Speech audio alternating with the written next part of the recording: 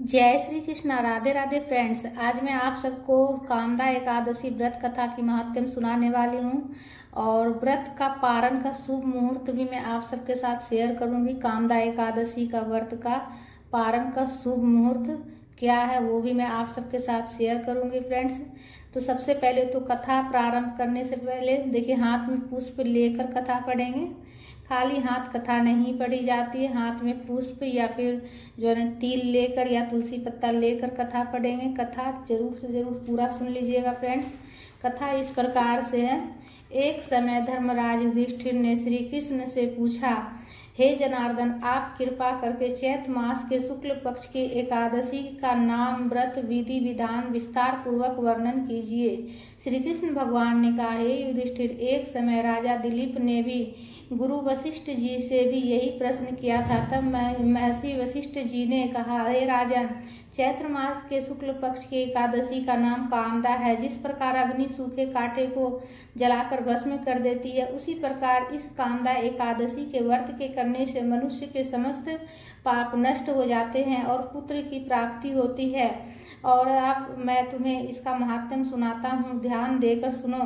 प्राचीन काल में भोगीपुर नाम का एक नगर था। उस नगर में राजा पुंडरीक राज्य करता था। वहां पर अनेक गंधर्व और अप्सराएं निवास करती थी। उस नगर में ललिता और ललित नाम के दो स्त्री पुरुष रहते थे, जो अत्यंत धनवान प्रतिष्ठावान थे। उन दोनों में इतना घनिष्ठ प्रेम था कि अलग हो जाने पर वे अत्यंत व्याकुल हो जाते थे। एक समय की बात है कि राजा पुंडरीक अनेक गंधर्वों सहित एक सभा में क्रीड़ा कर रहे थे। उसी समय वहां पर ललित नामक गंधर्व भी सबके साथ गाना गा रहे थे, किंतु उस समय वहां पर उसकी स्त्री ललिता नहीं थी, जिसके कारण वह ललित गंधर्व उसकी स्मृति में मग्न हो रहा था। इसी ध्यानावेश में उसे अपने गाने की ओर ध्यान ना रहा और अशुद्ध गाने लगा। इसकी शिकायत नागराज कटोकट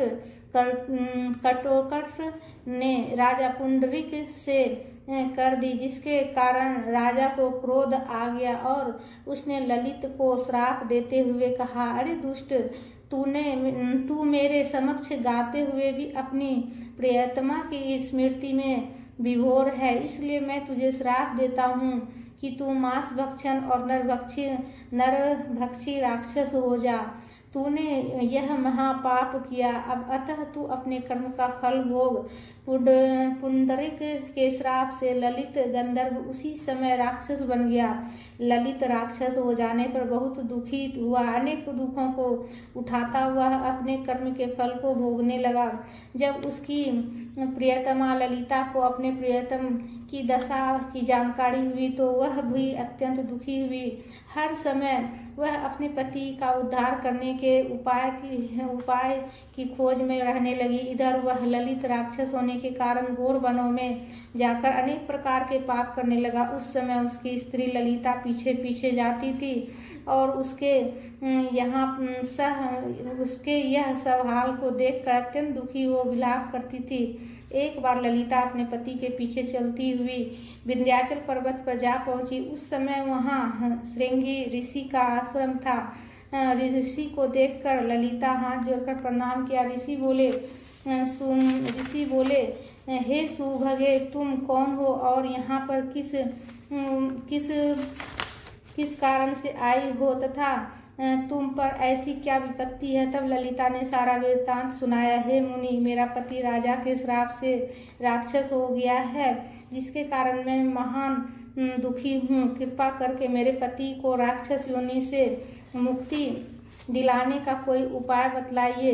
तब श्रृंगी ऋषि ने कहा, हे देवी सुन, अभी चैत्र मास के शुक्ल पक्ष की एकादशी है, जिसे कामदा एकादशी कहते हैं। उसका व्रत करने से मनुष्य के समस्त पाप नष्ट हो जाते हैं। यदि तू व्रत को करके उसका पुण्य अपने पति के प्रति संकल्प कर देगी तो तेरा पति शीघ्र ही राक्षस योनि से छूट जाएगा। मुनि के ऐसे वचन सुनकर ललिता ने चैत्र मास के शुक्ल पक्ष की कामदा एकादशी का विधिवत व्रत किया। द्वादशी के दिन ब्राह्मणों के सम्मुख भगवान से प्रार्थना करती हुई उस व्रत के फल को अपने पति को देने का संकल्प किया। संकल्प करते ही पति राक्षस योनि से मुक्त हो गया। इस प्रकार ललिता द्वारा कामदा एकादशी के व्रत के प्रभाव से उसके पति ललित की राक्षसी योनि छूट गई।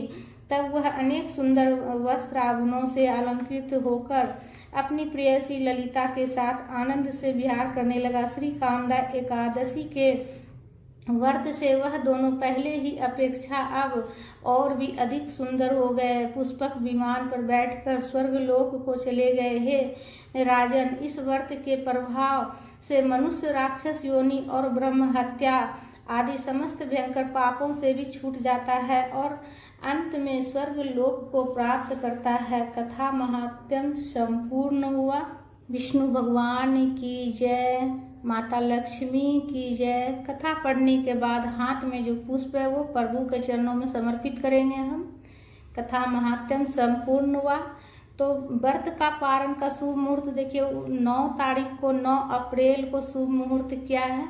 9 अप्रैल को व्रत का पारण किया जाएगा। तो सुबह में मॉर्निंग में शुभ मुहूर्त है। सुबह 6:02 से 8:34 तक सुबह में शुभ मुहूर्त है। सुबह में मॉर्निंग में शुभ मुहूर्त है 6:02 से लेकर 8:34 के बीच में जो है ना बहुत ही अच्छा समय है। इसी बीच में आप व्रत का पारण कर लीजिएगा। 9 अप्रैल को 2025 में कामदा एकादशी का व्रत का पारण किया जाएगा। 9 अप्रैल को सुबह में फिर से रिपीट कर दे रहे हैं। सुबह 6:02 से 8:34 तक शुभ समय है।